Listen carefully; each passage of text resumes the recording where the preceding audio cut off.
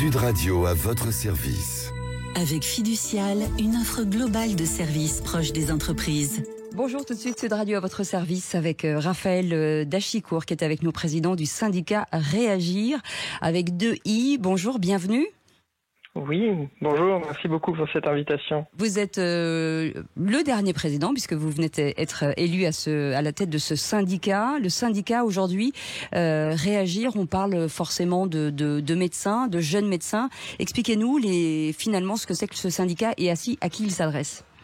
Alors Réagir, c'est le regroupement autonome des généralistes jeunes installés et remplaçants. Un très long acronyme pour dire qu'on est le syndicat des jeunes médecins généralistes. Jeunes, c'est-à-dire les généralistes remplaçants et les installés depuis moins de 5 ans, et également les jeunes universitaires. Donc on a 11 structures régionales qui représentent les jeunes médecins. Et dernièrement, là, vous aviez eu votre 11e congrès, je crois, et est tombée une information plutôt intéressante puisque la proposition de loi sur l'accès aux santé a été adoptée et elle ne prévoit pas l'obligation des jeunes médecins à s'installer dans des zones à déserts médicaux. C'est une issue favorable pour vous ? C'est un résultat en demi-teinte. C'est favorable car au final on s'est opposé à cette mesure. On s'est opposé parce qu'elle est contre-productive. Je pense qu'on aura l'occasion d'y revenir. Mais en demi-teinte parce qu'au final on avait quand même porté beaucoup de solutions, beaucoup de propositions dans cette proposition de loi et qu'au final il y a peu de choses qui ont été retenues.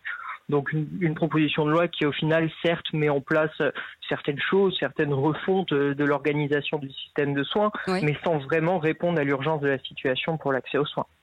Sur le fait de peut-être de demander d'être conventionné comme leur père, est-ce qu'aujourd'hui ça pourra se faire par exemple ? C'est un sujet qu'on a abordé avec Thomas Sato, le directeur général de l'assurance maladie, notamment pendant notre congrès. Et au final, on a enfin une réponse. Non, il ne souhaite pas. Donc nous, on s'arrêtera pas là. On continuera justement à porter cette proposition parce que les remplaçants, c'est un maillon indispensable dans le système de soins pour assurer la continuité des soins, pour permettre aux médecins installés de prendre des vacances, de pouvoir continuer à se former et qu'il y ait toujours quelqu'un au cabinet. Donc, par respect pour ce statut, il nous semble tout à fait logique qu'ils aient accès aux mêmes droits que les médecins installés. Ouais, mais est-ce qu'on met pas trop de choses finalement sur ces jeunes médecins ? Est-ce qu'on leur demande pas trop finalement en se disant on leur impose l'installation, on leur donne pas toutes les mêmes prérogatives que les autres ? Est-ce que plutôt que de les inciter, on a l'impression que finalement c'est l'inverse ? Écoutez, on est dans une situation compliquée. On fait face à une crise de l'accès aux soins sans précédent. Et du coup, sans vouloir chercher un bouc émissaire, la population attend plus des médecins et notamment des jeunes médecins. Donc les jeunes médecins essayent de s'organiser, de faire autant que possible, de porter des solutions.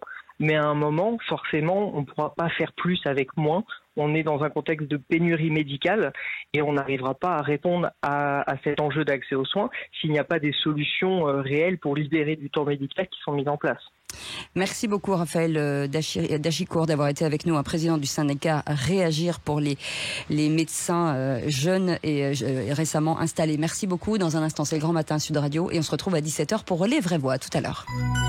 Sud Radio à votre service. Avec Fiducial, une offre globale de services proche des entreprises.